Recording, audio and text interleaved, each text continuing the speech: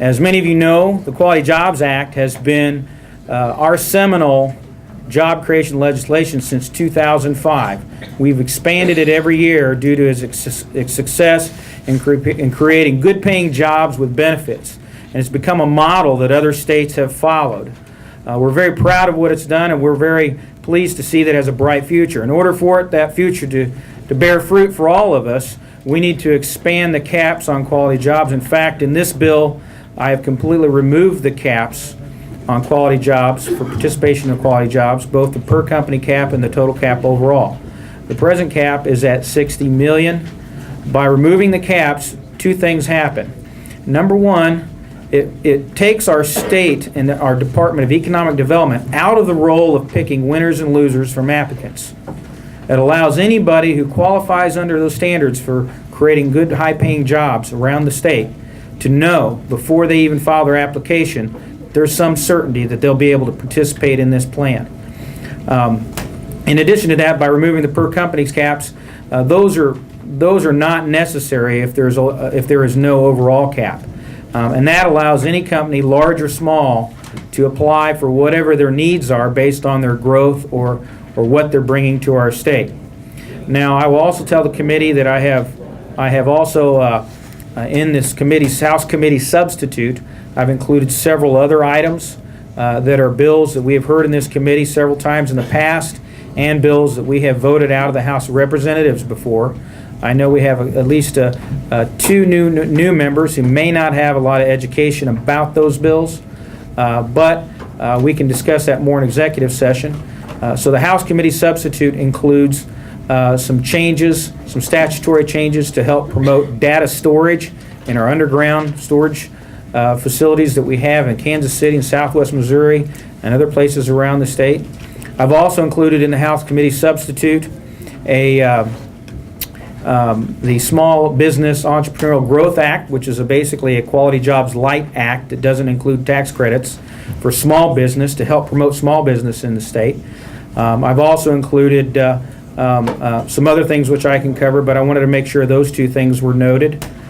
We also included the angel investor tax credit and extending the new markets tax credit. So. Hello, my name is Lee Langrock. I'm with Nottoway County Economic Development in Maryville, Missouri, and I was so thrilled to find out that today this was going to go to hearing. I'm down here for a Small Business Development Center client showcase, and I wanted to tell you about a company that actually has benefited from Missouri Quality Jobs, and then also it's been critical that they've had new market tax credits.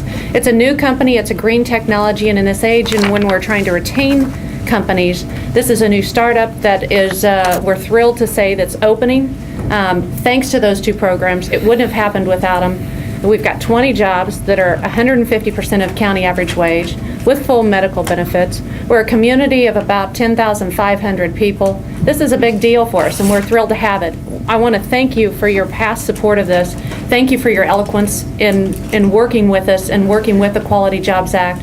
We appreciate your time and attention, and I just wanted to show my support.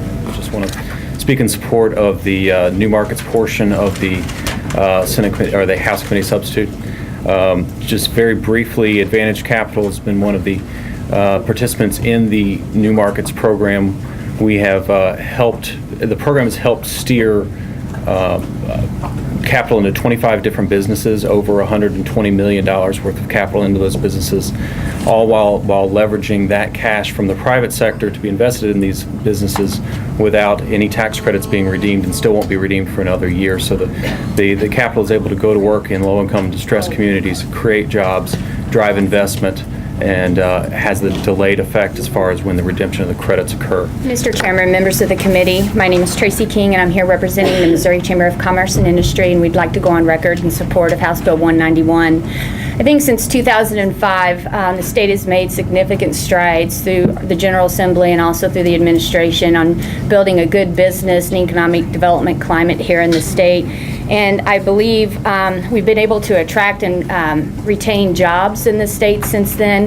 And without the programs like Quality Job out there, I think that we'd be in significantly worse shape with our state revenues and our state budget. So that we ask that you support this bill. And also, in hearing the pieces of the House Committee substitute, we have advocated pretty much in the last 3 or 4 years for one piece or another of that House committee substitute. So we ask that you also support that.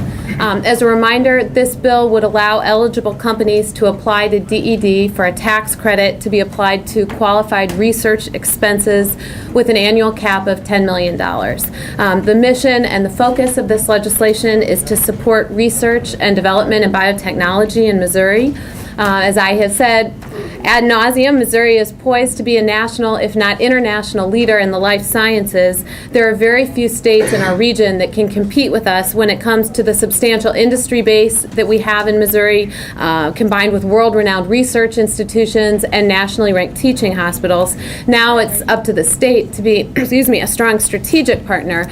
I view this kind of bill as a critically important economic tool for the state, especially given our current economic climate.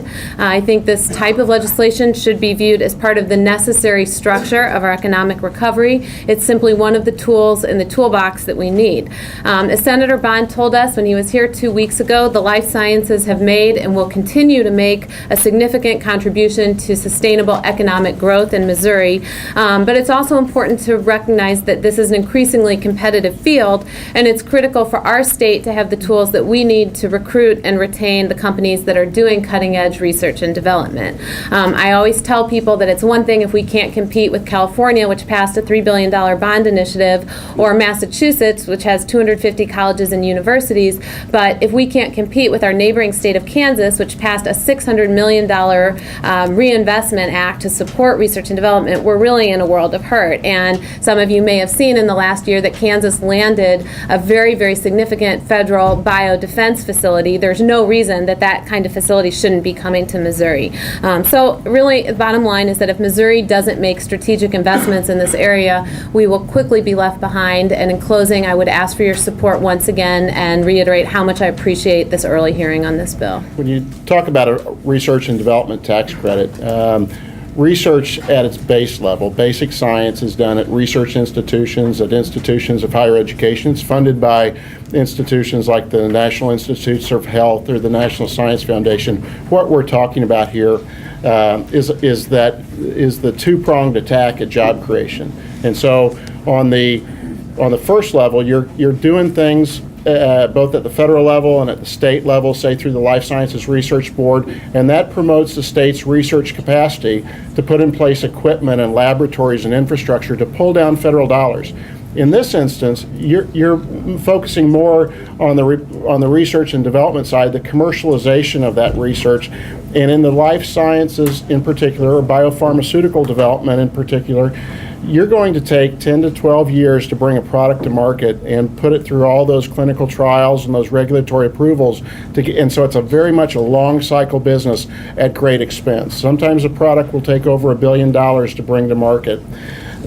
A tool like this is important because, we're in a global competition. And so I'm not speaking for any particular or specific company, but if you were to travel the state and see our life sciences assets and see the 400 or 500 jobs that are employed at an animal vaccine company in St. Joseph, like Boehringer Ingelheim Vetmedica, which is faced with an expansion opportunity, then it could be here, it could be in Ingelheim, Germany.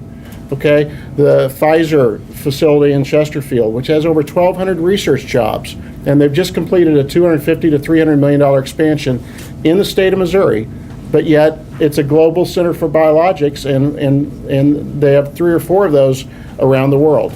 A Monsanto, how painful would it be if we saw a major expansion at that seed company occur in Iowa to the north of us in an economic time like this?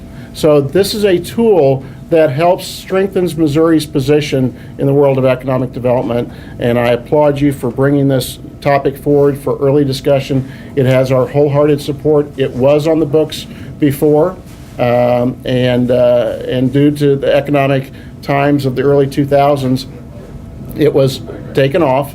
But this is a time that I think many of us are saying, how do we get ahead of this, and how do we put Missouri in the most competitive position? And we're here in support of House Bill 312. We've actually worked with Representative Storch on the issue for the last few years, and we thank her for her continued support on the bill.